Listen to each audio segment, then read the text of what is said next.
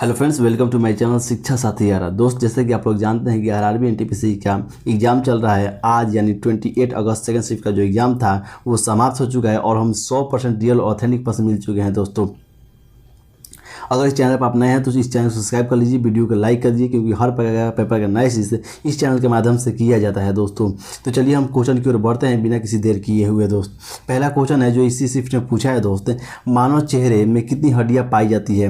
वैसे तो मानव चेहरे में 14 हड्डियाँ पाई जाती है, लेकिन पूरे कंकाल को मिलाकर 22 हड्डियाँ पाई जाती है।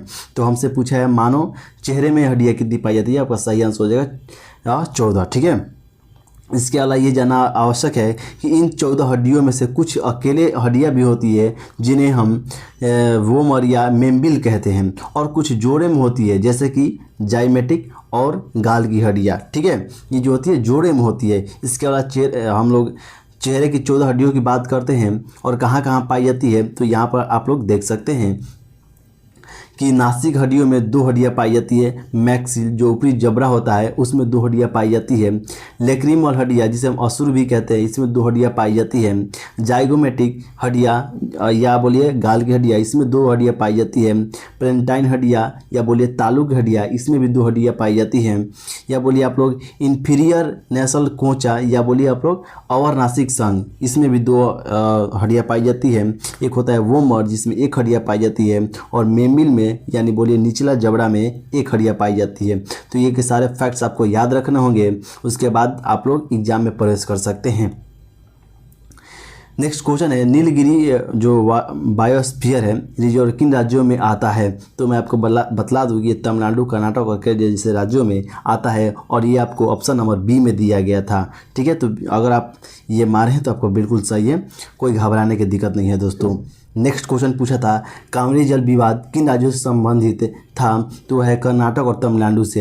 ये ऑप्शन नंबर सी में दिया गया था, हमें ऐसा ही लिखकर भेजा गया है। दोस्तों, तो अगर आप ये मारे हैं तो ये आपका सही है। एक क्वेश्चन आया था वैदिक काल में जुताई के लिए किस पशु का प्रयोग किया था? या वैसे दोस्तों वैसे बच्चे कह रहे हैं कि इसमें बैल जो ऑप्शन नहीं दिया गया था, बैल के जगह पर गाय दिया गया था। आप लोग कमेंट के माध्यम से बताया गया क्या ये गाय दिया गया था या बैल दिया गया था। वैसे ऑप्शन नंबर ए में था भैंस, ऑप्शन नंबर बी में दिया गया था हाथी, ऑप्शन नंबर सी में दिया गया था घोड़ा, और ऑप्शन नंबर डी में दिया गया था गाय या भैंस। आप लोग ये कमेंट में बताइएगा। ठीक है, वैसे इसका आंसर गाय होगा। अगर वैदिक काल में गाय दिया होगा तो इसका आंसर गाय होगा, अगर बैल दिया होगा तो बैल ही आंसर होगा। ठीक है, वैसे जुताई के लिए गाय का प्रयोग किया जाता था। ठीक है, तो गाय अगर दिया है तो वो बिल्कुल सही है, आप लोग मारे हैं तो वो सही है।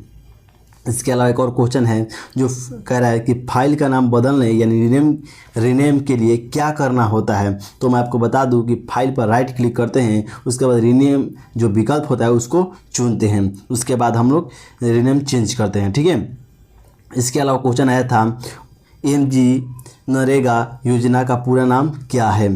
तो मैं बता दूं कि महात्मा गांधी राष्ट्रीय ग्रामीण रोजगार गारंटी अधिनियम इसका पूरा नाम है। ठीक है, इसके अलावा क्वेश्चन आया था ईस्ट इंडिया कंपनी का सबसे अधिक विस्तार कब हुआ?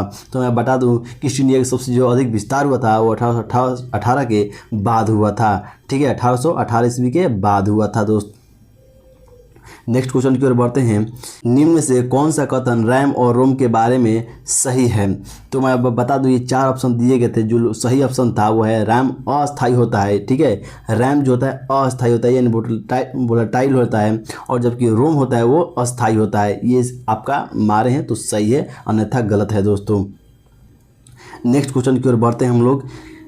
अनुसूचित जाति एससी और अनुसूचित जनजाति एसटी से संबंधित प्रावधान कौन से अनुच्छेद में है? तो आपके 4 ऑप्शन दिए गए थे, जो सही आंसर है वो अनुच्छेद 17 से 46 इसका सही आंसर हो जाएगा। दोस्तों, ठीक है, अगला क्वेश्चन की ओर हम बढ़ते हैं। कह रहे हैं गिब्स मुफ्त ऊर्जा का मुख्य सूत्र क्या है? तो ये जो मुख्य सूत्र है दोस्तों AG होता है AH माइनस टैश होता है TAS। ठीक है, तो ये इसका सही रिलेशन है। दोस्तों, बढ़ते हैं नेक्स्ट क्वेश्चन की ओर हम लोग। कह रहे आनंद मठ पुस्तक के लेखक हैं कौन हैं? तो आनंद मठ लेखक जो पुस्तक है दोस्तों बंकिम चंद्र चट्टोपाध्याय हैं। ठीक है, इसके अलावा मैं बता दूं कि आनंदमठ बंकिम चंद्र चटर्जी का एक उपन्यास था और 1882 में प्रकाशित हुआ था। ठीक है, ये भी आपको ध्यान रखना है। इसके अलावा भारत का राष्ट्रीय गीत वंदे मातरम मूल रूप से इसी उपन्यास में प्रकाशित हुआ था, ये भी आपको ध्यान रखना है दोस्तों। इसके अलावा नेक्स्ट क्वेश्चन की ओर हम देखते हैं तो आनंदमठ सन्यासी फकीर विद्रोह का सबसे अच्छा अनुस्मारक है। तो मैं आपको बता दूं कि इस उपन्यास में आधारित आनंदमठ एक हिंदी देशभक्ति फिल्म 1992 में प्रदर्शित हुई थी। इसी फिल्म का निर्देशक हेमंत गुप्ता ने किया था। फिर से एक और क्वेश्चन है कि वही रिपीट क्वेश्चन हो गया है कि मनरेगा का पूर्ण रूप से क्या होता है। मैं फिर से आपको बता दूं कि महात्मा गांधी राष्ट्रीय ग्रामीण रोजगार गारंटी अधिनियम इसका पूर्ण रूप है।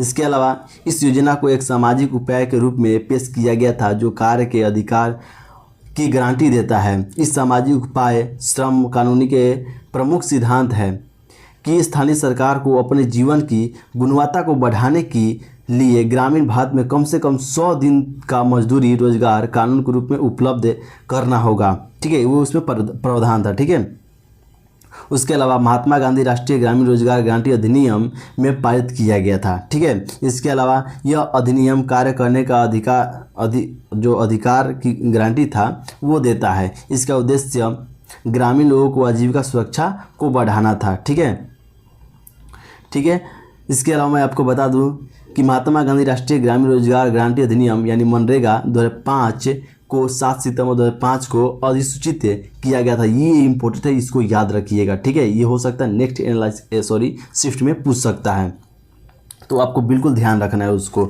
अगला क्वेश्चन है जो शिफ्ट में पूछा है, कौन सा मौलिक अधिकार हटा दिया गया। तो मैं आपको बता दूं 44वें संविधान संशोधन अधिनियम 1978 द्वारा अनुच्छेद 19 के 1 और अनुच्छेद 31 के अंतर्गत प्रदत्त संपत्ति में मौलिक अधिकार का लोप कर दिया गया है।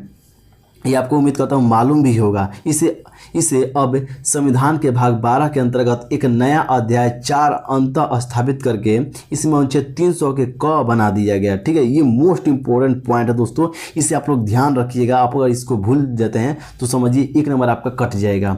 ठीक है, इस प्रकार संपत्ति का अधिकार संवैधानिक अधिकार तो देता है किंतु मौलिक अधिकार नहीं।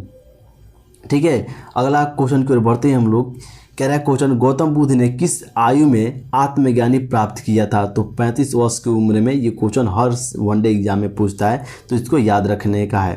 ठीक है, इसके अलावा मैं आपको बता दूं कि बौद्ध धर्म के प्रवर्तक गौतम बुद्ध का जन्म कपिलवस्तु में समीप जो लुम्बिनी नामक जगह है उसमें हुआ था। कब हुआ था? तो 563 ईस्वी में हुआ था। उनका पिता का नाम अगर पूछ दे तो सुधोधन थे जो शाक्यगण के मुखिया थे, ये भी आपको ध्यान रखना है। इसके अलावा वनडे एग्जाम में पूछता है कि उनके माता का नाम क्या था। महामाया देवी, मतलब महामाया नाम था। ठीक है, वो किस वंश के थे? तो वो कोलीय वंश की थी। ठीक है, 35 वर्ष की आयु में उरुवेला यानी बोध गया में बोधि पीपल के वृक्ष के नीचे निरंजना नदी के तट पर वैशाली पूर्णिमा के दिन उन्हें ज्ञान प्राप्त हुआ था, इसलिए पूर्णिमा भी मनाया जाता है। ठीक है, ये आपको ध्यान रखना है। इसके पश्चात बुद्ध कहलाए। बुद्ध ने अपना स्वार्थिक उपदेश कौशल देश की राजधानी श्रावस्ती में दिया था। ये भी मोस्ट इंपोर्टेंट पॉइंट है। ठीक है, वनडे एग्जाम के लिए। तो बढ़ते हैं नेक्स्ट क्वेश्चन की ओर। कह रहा है ईस्ट इंडिया कंपनी कब भारतीय विद्रोह का सामना करना पड़ा था। ठीक है, तो मैं बता दूं कि ईस्ट इंडिया कंपनी 1857 के भारतीय विद्रोह का सामना करना पड़ा था, जिसे 1857 का विद्रोह या सिपाही विद्रोह भी कहा जाता है। ठीक है, ये भी आपको याद रखना। 1857 की विद्रोह को ही सिपाही विद्रोह कहा जाता है, ये आपको ध्यान रखना है। यह मेरठ में 10 मई 1857 को शुरू हुआ था। डेट के साथ याद रखिएगा, वनडे एग्जाम में पूछता है कि ये जो है डेट सहित बताइए। ठीक है, तो 10 मई 1857 को शुरू हुआ था।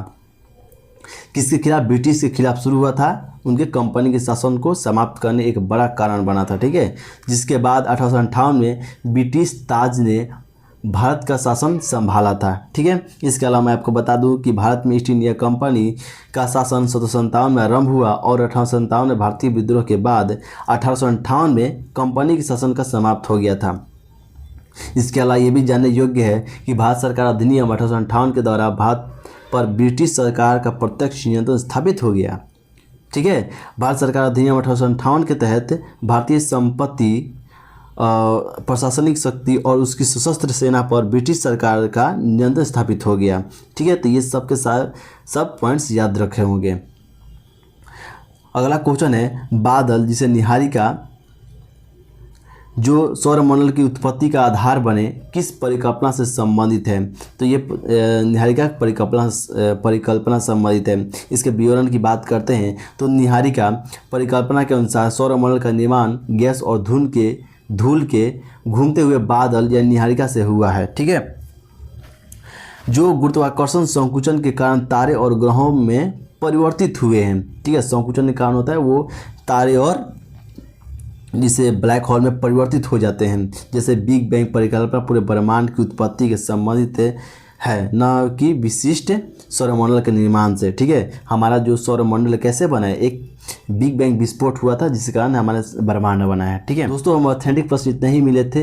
अगर आप इसका PDF प्राप्त करना चाहते हैं तो हमारे टेलीग्राम से जुड़िए, वहाँ से आप लोग PDF प्राप्त कर सकते हैं। मिलते हैं नेक्स्ट एनालिसिस में। चैनल सब्सक्राइब कर दीजिए, वीडियो को लाइक करके शेयर कर दीजिए। धन्यवाद, मिलते हैं नेक्स्ट वीडियो में। जय हिंद दोस्तों।